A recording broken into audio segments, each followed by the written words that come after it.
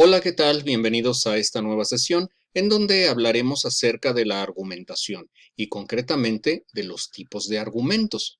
Es decir, de cómo nosotros vamos a construir ideas que hagan saber a las demás personas que lo que pensamos es correcto. Lo primero que tenemos que considerar es el tema del que vamos a hablar, la tesis, o sea, cuál es mi postura personal sobre ese tema, qué es lo que yo opino sobre ese tema, y posteriormente comenzar a construir mis argumentos, es decir, toda esa serie de ideas que yo voy a utilizar para convencer a la otra persona de que lo que yo estoy diciendo es algo real y es algo verdadero y por lo tanto es algo válido. Tenemos varias clases de argumentos. Comenzaremos por los argumentos mediante ejemplos.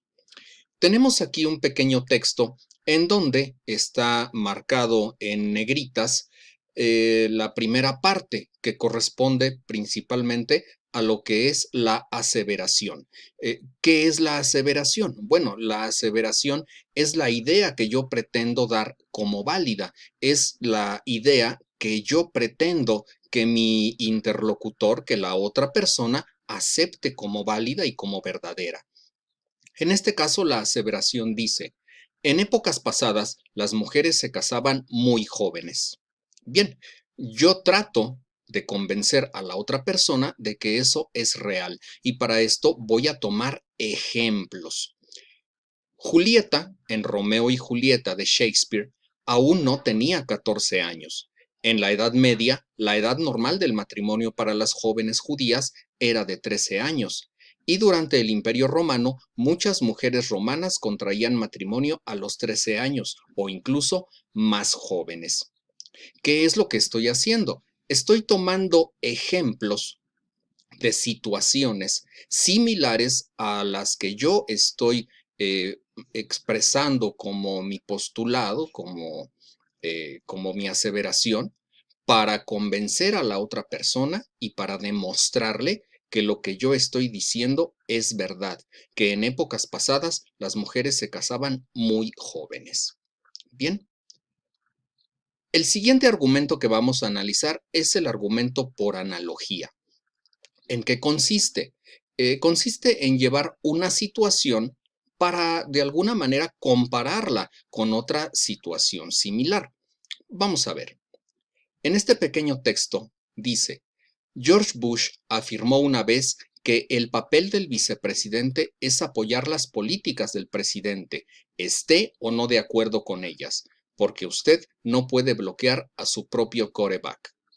¿Qué es lo que está haciendo en este caso George Bush? Bueno, está comparando el papel del vicepresidente y el papel del presidente, está comparando el acto de gobernar con un partido de fútbol americano. Usted no puede bloquear a su propio quarterback, es decir, usted no debe obstaculizar las acciones de los miembros de su propio equipo. Es así que el papel del vicepresidente es apoyar las políticas del presidente aun cuando no esté de acuerdo con ellas. ¿Por qué? Porque en el acto de gobernar, así como en un partido de fútbol americano, todos los integrantes del equipo deben actuar con la misma finalidad y persiguiendo el mismo objetivo, en lugar de bloquearse unos a otros. Bien. El siguiente argumento que nosotros vamos a analizar es el argumento de autoridad.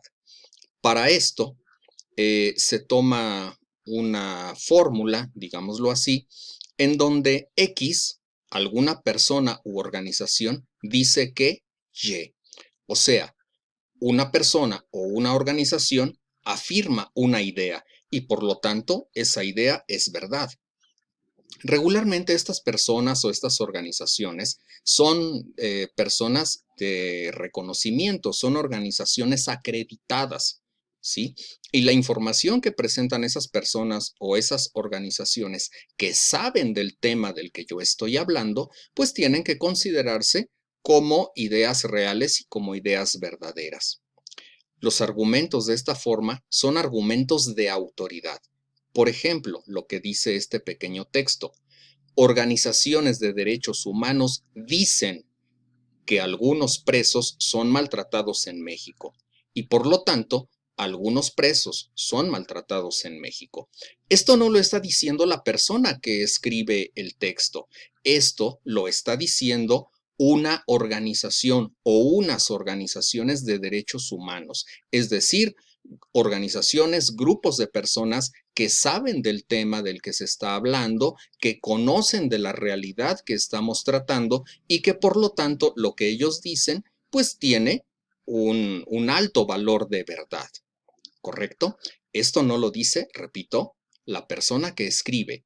El argumento de autoridad nos lo da una persona externa o una organización externa que sabe y que conoce del tema del que se está hablando y que la persona que escribe este argumento toma esas ideas para hacer ver a los demás que lo que está diciendo es correcto. Otro argumento es argumento acerca de las causas. ¿De qué se trata? Dice aquí, la mayoría de mis amigos tienen una mentalidad abierta, leen. La mayoría de mis amigos que tienen una mentalidad menos abierta no lo hacen. Leer le saca de su mundo diario y le muestra cuán diferentes y variados estilos de vida pueden haber. Leer entonces parece conducir a tener una mentalidad abierta. Si nosotros nos damos cuenta y tomamos como premisa el hecho de tener una mentalidad abierta, estamos analizando cuál es la causa de esa mentalidad abierta. ¿Qué hecho es el que provoca que nosotros tengamos una mentalidad abierta? Y en este caso es el hecho de leer. Leer entonces provoca que tengamos una mentalidad abierta. Y ahí estamos llegando a la causa de la situación que nosotros estamos retratando. Y finalmente, el argumento deductivo. ¿Cómo funciona el argumento deductivo? Bueno, se utiliza una forma que se lleva a la práctica muy comúnmente en lógica e incluso en matemáticas, en donde se dice que si P, entonces Q.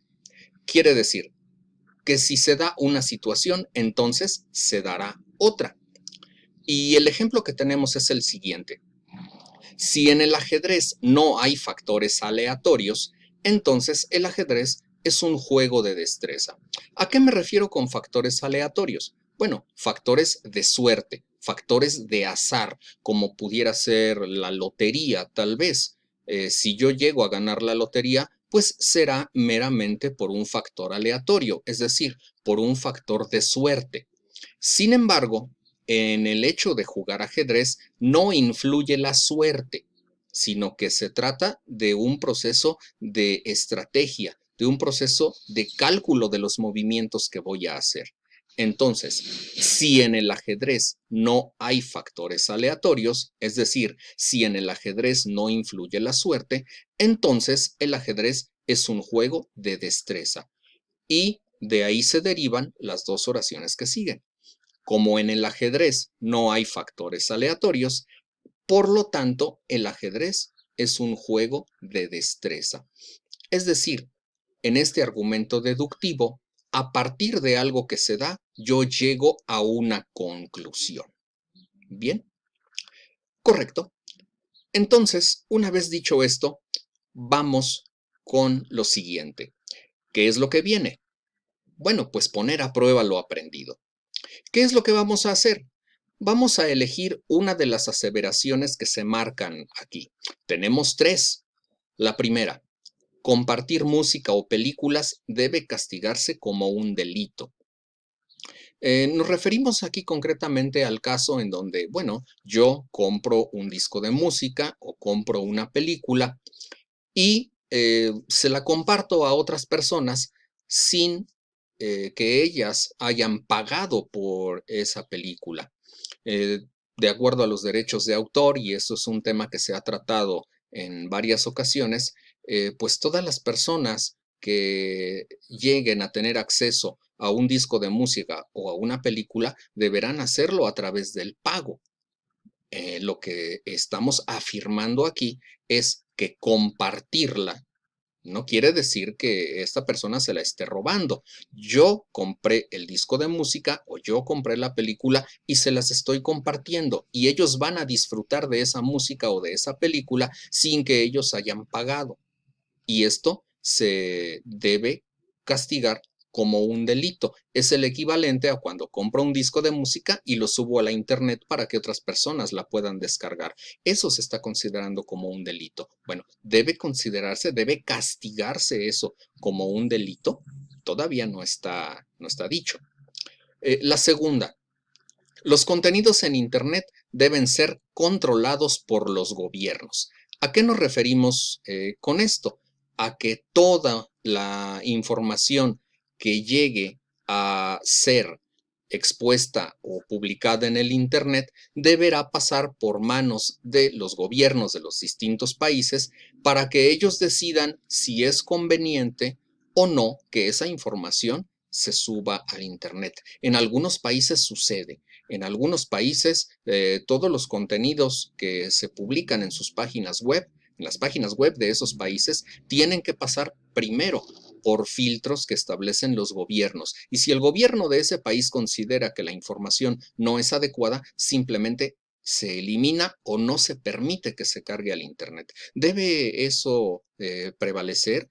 ¿Es una práctica correcta? Yo no lo sé. Ustedes lo tendrán que decidir. Y por último, el consumo de alcohol y tabaco debe ser legal a partir de los 16 años. En nuestro país, si nosotros asistimos a una tienda, vamos a algún centro comercial, sabemos que personas menores de 18 años no pueden comprar alcohol ni tabaco.